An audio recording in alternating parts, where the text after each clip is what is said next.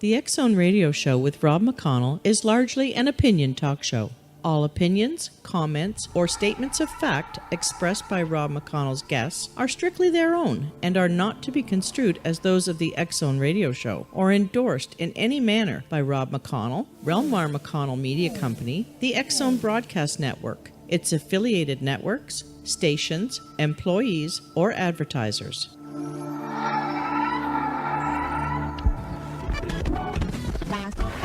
All Hit Radio.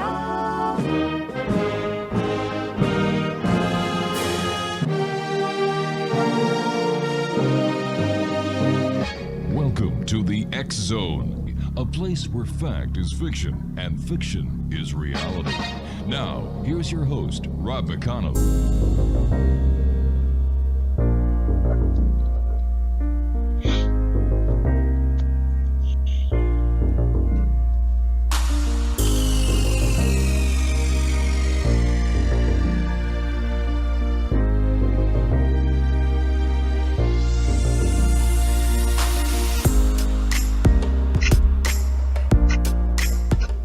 And welcome to the X Zone, everyone. My name is Rob McConnell, and this edition of the X Zone is coming to you around the world on the X Zone Broadcast Network, Talkstar Radio Network, Mutual Broadcast Network, iHeartRadio, and then Simul Radio and Simul TV. If you'd like to send me an email, xzone at xzoneradiotv.com, on all social media sites, X Zone Radio TV. And to find out about the programming that we have available for you 24/7, 365 on the X Zone Broadcast Network, visit www.xzbn.net. And for the X Zone TV channel that is exclusive to Simul TV, visit www.simultv.com. I must tell you, I just received the rushes from Cal Corf on the investigation into the JFK assassination. Amazing footage. Truly amazing, groundbreaking, and once and for all, the definitive answer and solution to the JFK assassination. It's a 6-part series. The first series that Cal and I are producing is the JFK assassination, with 5 other shocking and riveting other investigative series. My guest this hour, X Zone Nation, is Adam McGirr. And he is Vice President of the British Columbia Scientific Cryptozoology, Zoological Club, and has been studying strange creatures like sea serpents and Sasquatch for 15 years. He has participated in numerous field expeditions and conferences, made several television appearances, as well as interviews in newspapers and magazines on the subject of monsters and mysteries. By trade, Adam is a technical writer and trainer. The BCSCC takes a scientific, skeptical approach to the investigation of creatures not yet recognized by the scientific community. These include such famous examples as the Sasquatch, Yeti, Ogopogo, and the Loch Ness Monster. Their mandate is to understand where these creatures may fit into the greater picture of the realm of natural history. Now, they do not subscribe to paranormal, occultic, or supernatural viewpoints when seeking the nature and origins of such animals. Their website is www.bcscc.ca. And Adam, welcome to the X Zone. Thank you for having me. Wow, where did your interest and the quest to study all these cryptozoological creatures come from? Well, I would say it started fairly early on. When I was a kid, I enjoyed subjects like ghosts and ancient mysteries like the pyramids and Stonehenge. And as I began to kind of read up on those subjects, I discovered cryptozoology, or the study of animals that have yet to be discovered and cataloged by science. And I think it's kind of a combination of a love for animals and the natural world, and also a love of mysteries and the unknown. Have you yourself witnessed a Bigfoot, a Sasquatch, a Yeti, or a lake monster? I have not. And that is probably the most common, frequently asked question that that we get here. We do have some members who are witnesses, and we do speak to a lot of witnesses or people who feel that they did see something out of the ordinary. But I myself have never seen one, and I like to think that that helps me remain kind of neutral and unbiased on the subject. How many members of the BCSCC are there? Well, it's hard to say exactly. We have a number of members that we communicate online with through social media in our groups. We have a number of members who kind of receive our quarterly newsletter.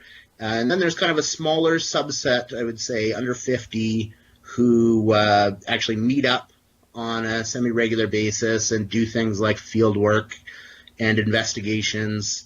But as you can imagine, not everybody has the time or the resources to be able to go out into the field. Mm-hmm. So I would say there's kind of a small, tightly knit group of investigators who actually make regular visits out into the forest or out onto the water. Let me ask you this question. What, in your opinion, as someone who researches the cryptozoological creatures, is Bigfoot? What is it? Yeah. That's a good question. Personally, I think if Bigfoot does exist, mm-hmm. and I'm not saying that it definitely does or it definitely doesn't, but if it does exist, it is a living, breathing, biological animal. It may be related to us, to Homo sapiens, in some way, shape, or form, in the sense that people often describe a bipedal that is walking on two legs, a gorilla-like creature, a very large ape-like creature that is covered in hair and walks on two legs. So it could, in fact, be a branch off from our own ancestors at some point, or a kind of more primitive version of Homo sapiens or Australopithecus that became a lot more robust in the shoulders and a lot larger to be able to live outdoors all the time. Your best guess, how many Sasquatch are there roaming the woods and the beautiful mountains around Surrey, BC, where you're located? And let's take the entire province of BC. Yeah, well, I was going to say Surrey, BC. You know, we have a large metropolitan area here. But, of course, British Columbia is a vast province, and Canada in general, most of Canada is actually uninhabited. Yes. We have a vast wilderness here. And in British Columbia, most of the population is clustered kind of along the border of the United States. But the rest of the province is quite rugged, and there's a lot of outback out there. And when it comes to the subject of how many there are, it's a good question. Sometimes people fall into the habit of thinking about the Sasquatch or the Bigfoot. Like there's only one that is seen over and over again. But there must be several of them in order to sustain a population, just like, you know, the black bear or the grizzly bear. So there could be anywhere between 100, 500, even a couple thousand in order to kind of propagate their species. Something that has bothered me from the very first day that I had the opportunity of speaking to Bigfoot, a cryptozoologist, and my very first interview with Bigfoot was with Lauren Coleman himself, is that these animals are not protected by any law in Canada or the United States. And yet, I'm an animal lover, please don't get me wrong. Animals that are recognized to be in existence are protected under the Criminal Code of Canada. So why isn't Bigfoot and any other cryptozoological entity not given the same protection as a little puppy or a kitten? Well, that's a good question. I would certainly like to see some more definitive protection in place, but I think it's a matter of not having the proof of these species yet. If that ever were to I think the protection would come But fairly soon after. But no disrespect to anyone who's listening. There's no proof of God either, and yet millions upon millions upon millions of people believe he exists, and there are certain rights that are given to people who do believe in the existence of God. So why isn't the same courtesy and the same law applicable to Bigfoot? Yeah, it's interesting you say that. I think for some folks there is a degree of faith. They've either seen something or they've heard from somebody that they trust, to the point where they know in their minds and in their hearts Right. that there's something out there, that there is another species waiting to be discovered. To a certain degree, I think there is some implicit protection, because at least in the province of British Columbia, you cannot obtain a hunting license for Bigfoot or Sasquatch at this time. Right. And if you were to kill or hunt a species that you do not have a license for, then you could face fine or repercussions under the Wildlife Act. All right, stand by, Adam. You and I have to take our first break. Exo Nation, Adam McGirr is our special guest, and he is a vice president of the British Columbia Scientific Cryptozoology Club, and their website is www.bcscc.ca. And Adam and I will be back on the other side of this break, as cryptozoology is the topic this hour here in the X Zone from our broadcast center and studios in Hamilton, Ontario, Canada. My name is Rob McConnell. Don't go away.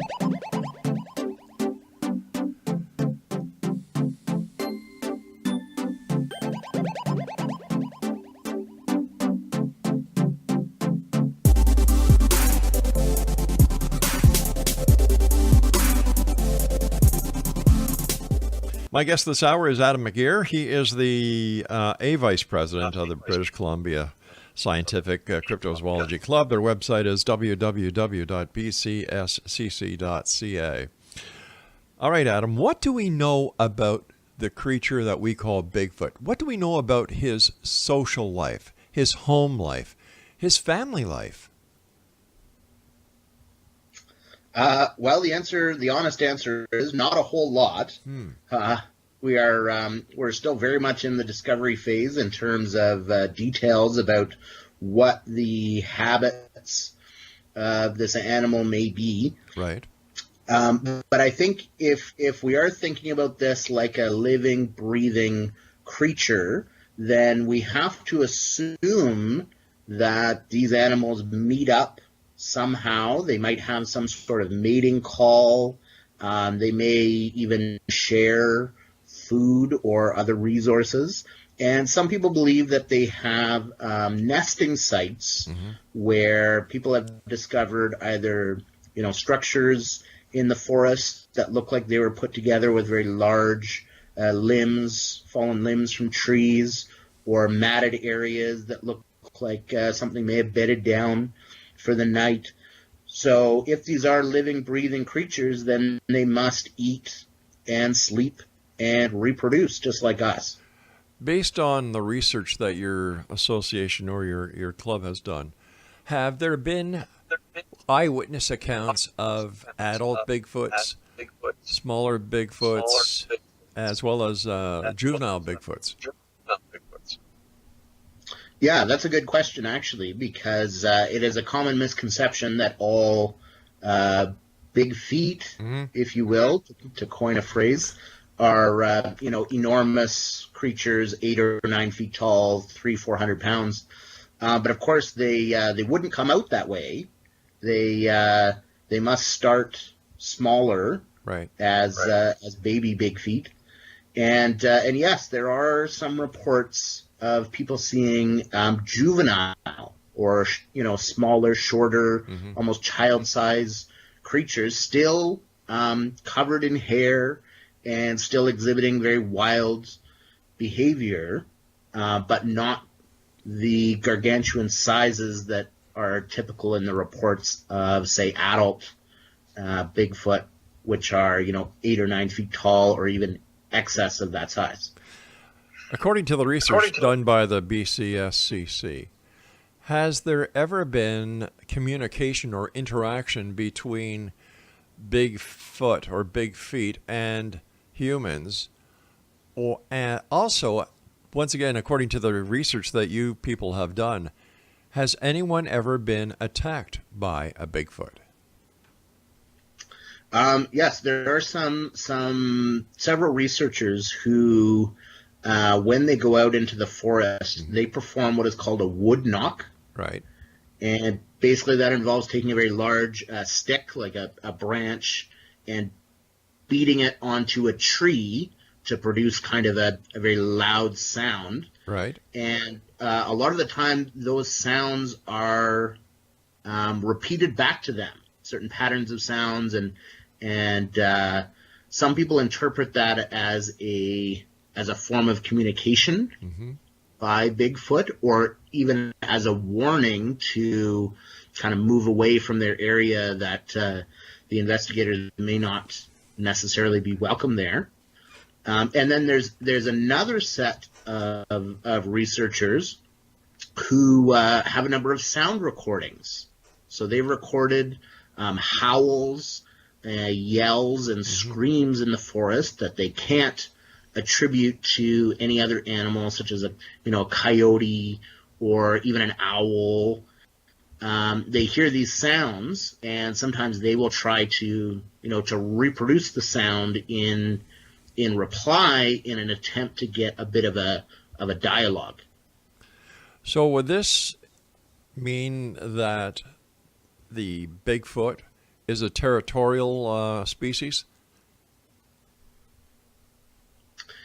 Yes. Well, I think certainly if we're talking about a very large animal that roams the forest and forages for food, it's, to my mind, that's very similar to something like a bear, like a black bear or a grizzly bear. Right. And we have to presume that these animals would know the territory much better than we do, and would naturally either shy away from confrontation, would, if they were to hear something like a truck or a 4x4 or construction equipment in the forest, that they might attempt to either warn people away, scare people away, or they would simply retreat to higher ground or deeper into the forest, which may account for the lack of good quality photos and video evidence, because, simply put, they hear us coming.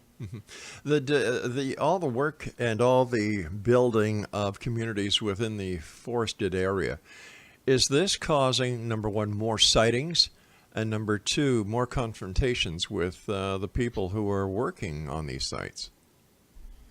Actually, I would say the opposite. I think there are fewer sightings now and fewer confrontations because of things like highways and noisy equipment. If you think about all the work it takes to build a road into a rural, remote area, you need trucks and excavators and chainsaws and bulldozers and that kind of thing. And I think if these animals were already there and they heard even the beginnings of that activity going on, that they would probably move out fairly quickly. And it seems to me like these animals are less confrontational. They don't seem to be predatory, right? In the sense that, to go back to one of your earlier questions, you were asking if anybody had ever been attacked by a Bigfoot or a Sasquatch. And there's a very famous story in British Columbia about a man named Albert Ostman, and he was searching for gold up in the hills, and he had taken a trip into an inlet quite a ways up the coast. It would be 4 or 5 hours from here by boat. And basically what happened was he said that he was sleeping in a sleeping bag, and then he was abducted by a creature that he described very much like a Bigfoot, a Sasquatch. And then he said he was carried for a long period of time, and that when he was finally put down, he was actually in the company of a small family of these creatures, and that includes the male, what he interpreted to be kind of the father, a slightly smaller kind of mother character, and then another juvenile, like we were discussing earlier. But he didn't sense that they were trying to kill him or hunt him or anything like that. It was more out of Curiosity? Yeah. I can just see him. Hey, honey, look what I found. I was going to bring home a dog or a cat. But I got a human. Who knows? Yeah. Based on the research that you've done and other cryptozoologists have done, what is the best guess as to the actual origin of Bigfoot? If you're asking about my best guess, yep. I tend to subscribe to the theory that that these animals are similar to something like a Gigantopithecus or a kind of a primitive ape that, similar to us, they evolved to walk on 2 legs instead of scampering around like a monkey or an orangutan.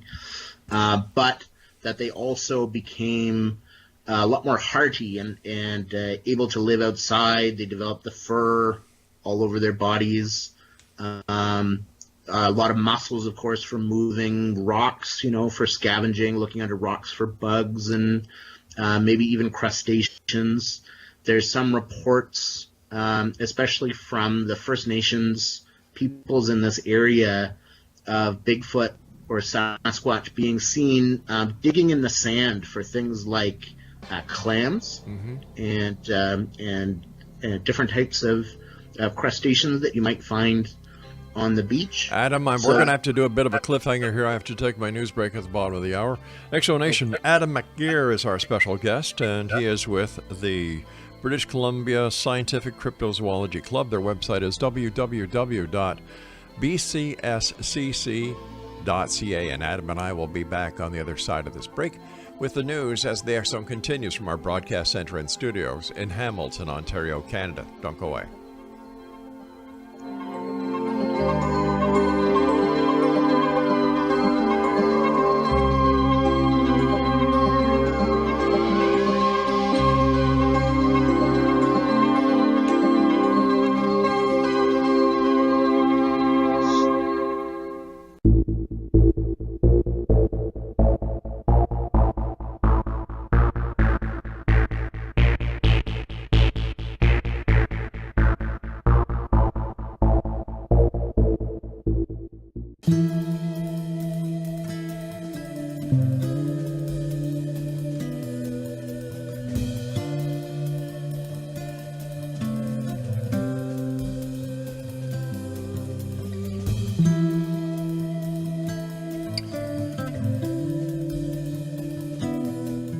We're talking about Bigfoot this hour with our guest, Adam McGirr. He is one of the vice presidents of the British Columbia Scientific Cryptozoology Club. Their website is www.bcscc.ca. Adam, before we went to the break, you were saying that there have been reports from some of the indigenous Canadians in that area who've actually seen Bigfoot digging in the sand as if we're looking for clams or other crustaceans. What else have the indigenous people reported? Well, in fact, there's a very rich cultural tradition amongst several different First Nations peoples, at least in British Columbia, describing creatures like Bigfoot or Sasquatch. And in fact, the word Sasquatch is likely derived from a First Nations word that might be closer to Saskats. So essentially, there have been people here for thousands of years, and the stories of these kind of large creatures go back in their oral traditions quite a long way. And in some cases, they're seen as a good omen, and in some cases, they're seen as a bad omen if you encounter one. But it really varies depending on the people and their particular set of legends. But I think in general, people, more modern researchers, try to reconcile what we see today in terms of the sightings and the descriptions with some of these legends that have been around for hundreds, if not thousands of years, and suggest that these First Nations peoples were in fact aware of these animals long before the Europeans came to North America. When were the first reports submitted to the BC Wildlife and Fisheries Department as well as to the Royal Canadian Mounted Police pertaining to Bigfoot, Sasquatch? Yeah, I don't have information on that specifically. I think a lot of encounters would have happened fairly early on during while Canada was kind of being explored and being discovered. And in particular, in British Columbia, our forestry industry was very busy in kind of the early in the 50s and 60s, 1950s and 1960s. And there are stories from older than that. But I think while we were beginning to really develop roads and highways, and perhaps these animals hadn't realized exactly the extent of our reach. Right. It seems like there were quite a few stories that came out at that time of logging truck drivers who would see something that they couldn't explain. And keep in mind, these folks see a lot of bears, black bears. They see mountain lions, all the different animals that you would expect to see in an area like that. These guys are often hunters or wildlife enthusiasts. So if they're reporting something that they can't explain, right, then it suggests maybe there was something else out there. Have you or any of the other members of the BC Scientific Cryptozoology Club or any other Sasquatch Bigfoot investigator in BC come across any scat or hair samples that they've had sent for analysis? And if so, what were the results of the analysis? There are some investigators who will look for things like scat or hair samples. To be honest, it's very difficult. You're dealing with a vast area, and odds are if you see something like that in the woods, chances are it will belong to something like a bear, a wolf, a coyote, a dog. You kind of have to eliminate all of the usual suspects first before you can jump to something like an unknown hominid. Right. But it's actually quite a bit more common for investigators to find tracks. And these are basically impressions in the earth, in the soil, that don't seem to belong to any one of those animals, like a bear or a deer or anything. And in fact, I have one here that might be, I don't know if you can see this. Yes, I can. Yeah, wow. On your screen.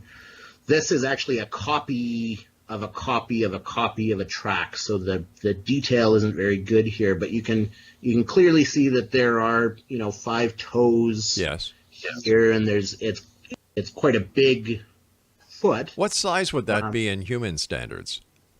This would be quite large. This, if you think of Shaq, Right. the basketball player, Yeah. I'm a size 10 shoe. This has got to be, a size 25. My gosh.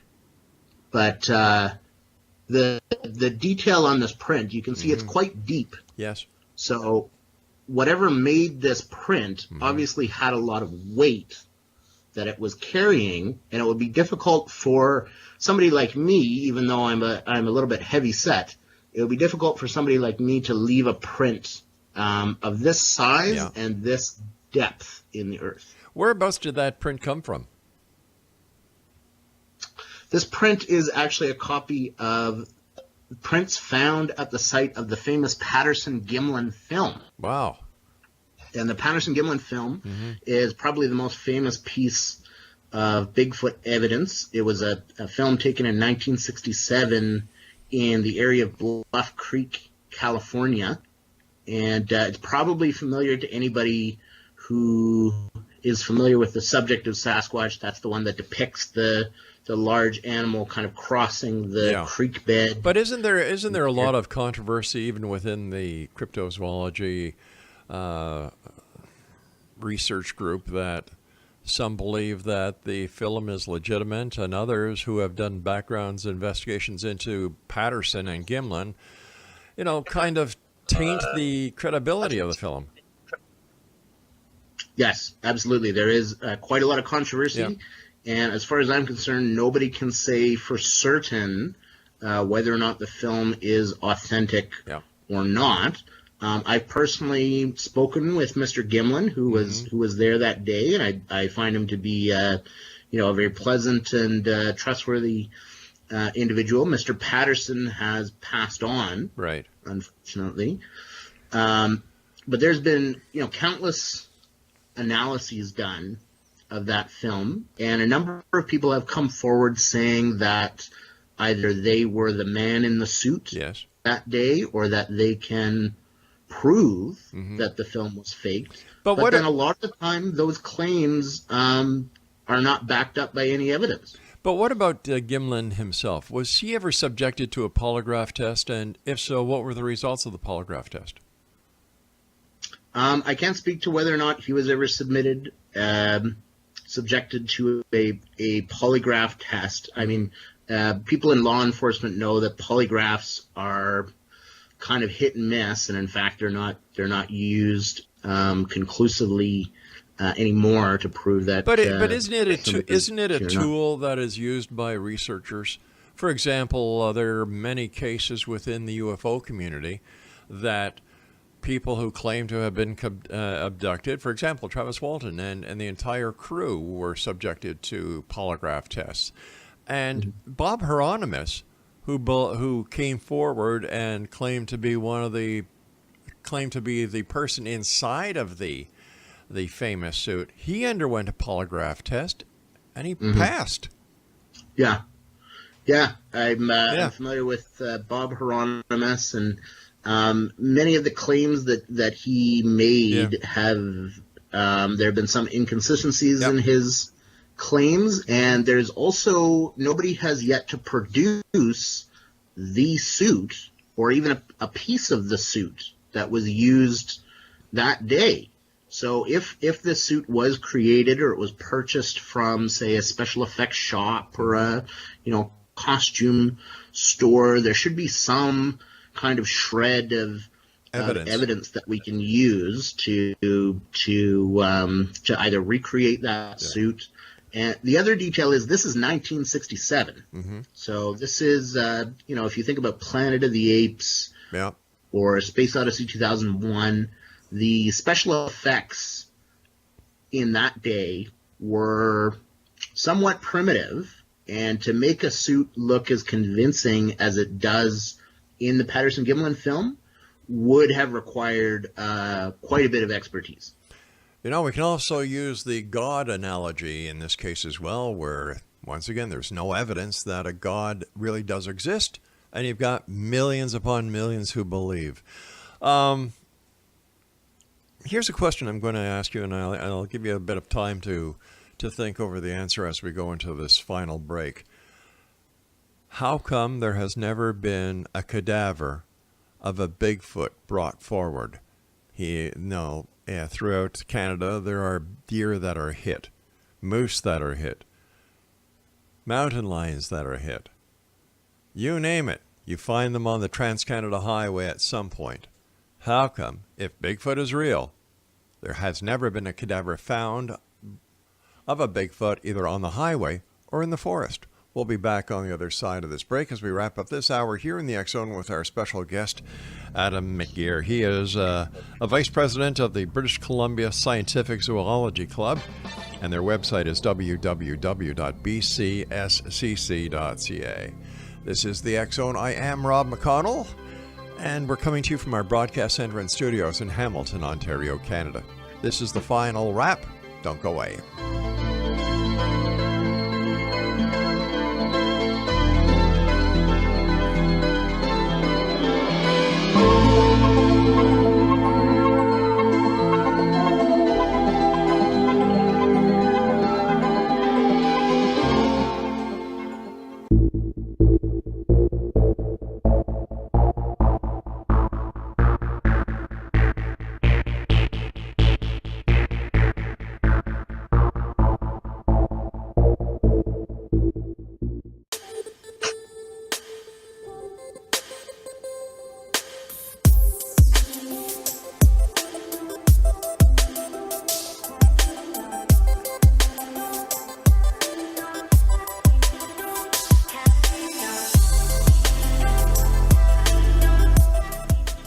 XO Nation, if you're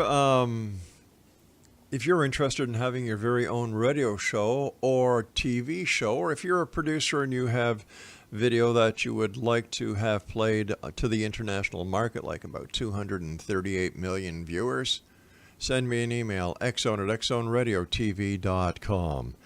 My guest this hour is Adam McGirr. He is a vice president of the British Columbia Scientific Cryptozoology Club. Their website is www.bcscc.ca. First of all, Adam, thank you so much for coming on the show. I've thoroughly enjoyed our conversation. We'll have to have you back on because we still have so many other topics to talk about. But the question I asked before we went to the break, how come we haven't found the cadaver of a Bigfoot? Yeah, I mean that is the number one question, I think, and it's a question that deserves an answer. And in fact, there is no simple answer to this one. Mm-hmm. I can think of a number of different factors, though.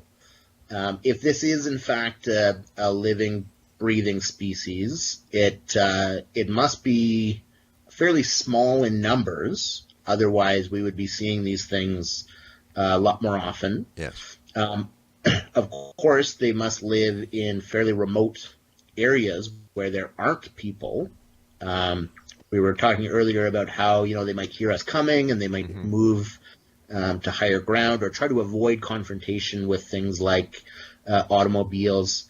There have been several reports. In fact, I've spoken to a witness who saw what she thought was a Bigfoot crossing the highway in front of her car on the Sunshine Coast. So that may have been a near miss.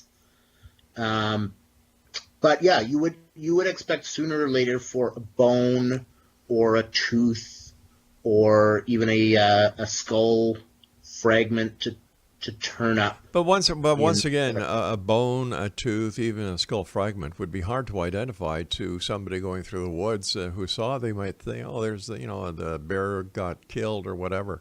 So I can understand where the conundrum is. Finally, last year I ran I led a campaign against a television show in the United States to get it kicked off the air, where you had these Bigfoot so-called hunters going out to shoot a Bigfoot. I think that it was all wrong. And for a network to even contemplate putting that on the air just for ratings, I think it was despicable. What is your opinion of these people who go into the woods? Now, we know there's poaching. There's poaching of every animal that we know of, but poaching a Bigfoot, what is your take on this, since you are dedicated to the preservation and identification thereof? Yes, personally, I would much rather have a good quality, high-definition video of one of these animals than to know that it was, that it was killed. Like we said, it could be endangered. It could be one of the last of its kind, and it could be akin to killing a human. Yes. You may face something like a homicide charge once it's determined, what this animal is. So I think it is a product of kind of the reality TV industry. They want to show people in kind of military gear with rifles and shotguns going out on a stakeout. But we tend to engage in a little bit more of a conservation effort, at least here in British Columbia. We want to encourage people to learn all they can about these animals and the natural world in general, because we think only good can come from that. I agree with you 100%, and I applaud you and your organization for taking that stand. Let's talk about something else. We still got so many other topics to talk about, but Ogopogo, right in your province. Tell our listeners about Ogopogo. Well, Ogopogo is a supposed inhabitant of Lake Okanagan, which is a very large lake in the interior of British Columbia. It's about a 5 or 6 hour drive from here. And for decades, people have reported seeing a large snake-like creature in the lake. And many people think this might be similar to, your typical description of the Loch Ness Monster or some of the other more famous sea serpent type creatures. Like Lake Champlain. What's the... There's one in Memphrey, in Lake Memphrey, Magog, and then there's one in Barry's Bay, and the list goes on and on and on. What was the most recent sighting of Ogopogo? There have been several sightings, actually. I know of a few just in the past few years where people were on a dock, having just parked their boat, being out on the water, and they described a 40-foot snake-like creature swimming its way through the water. Now, unfortunately, there's no picture, there's no photographic evidence from that account, but there are pictures and there are video clips of unidentified objects in Lake Okanagan, and it is a fairly busy lake, especially right now in the summertime. There are lots of people water skiing and enjoying activities on and around the lake. So I'm hopeful that somebody, now that we have cell phone cameras and GoPros and things like that, I'm hopeful that somebody will obtain quality footage in the near future. Is it possible that Ogopogo is related to the Loch Ness Monster, and could they be leftovers from the Dino Age? It is possible that both creatures are similar in the sense that they are unidentified. There's a possibility that they are in fact not sea serpents at all, but rather something like a large freshwater seal or a river otter that has grown to very large proportions, and that there's also some issue with the size that is reported. People, their depth perception may be affected. They might be exaggerating a little bit, like a good fish story. But I want to remind the listeners that the Ice Age took place about 10,000 years ago, and I think both the areas in Scotland and in Lake Okanagan would have been covered by ice. So the likelihood of a dinosaur-like creature having survived all those millions of years from that long ago, through the Ice Age and through other kind of climate change-related activities and that kind of thing, and needing to breed, obviously, and have a sustainable population, I think it is unlikely that it is a dinosaur-like creature. It is much more likely that it is a amphibian or fish or mammal. It's funny when you look at it, the same questions and quandaries that face you with Bigfoot are also the same when it comes to other aspects of cryptozoology. And by the way, in case you don't notice, there's a bunch of tentacles behind you right now. Yeah. That's right. The Kraken is a kind of an ancient cryptozoological story. You know, sailors from the Viking era would describe their ships being attacked by a creature just like the one behind me. And now we know about the giant squid. Yes. And the colossal squid. So the Kraken may be an example of a creature that was once a cryptid or undiscovered animal that has now been cataloged and identified by science, and maybe someday Bigfoot and Ogopogo will join the giant squid in scientific textbooks. We have about 2 minutes left before you and I have to say so long. What are your final thoughts for the X Zone Nation watching and listening tonight? In terms of final thoughts, I like to encourage people to learn all that they can about animals and the natural world. And if you're interested in a subject like cryptozoology, unfortunately, there's no degree that you can take. No university offers a degree in cryptozoology.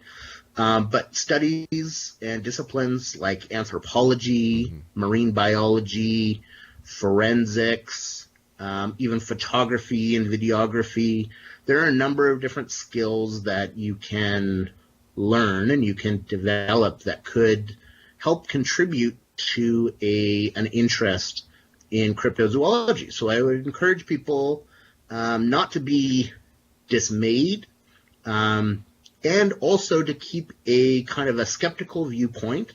If somebody has extreme claims that they've seen, a number of different unknown creatures, 4 or 5 Sasquatch together, or a 40-foot, 50-foot long snake, then it does deserve follow-up questions, and you do want to make sure that you use your logic and reason to try to determine the most likely candidate for the encounter.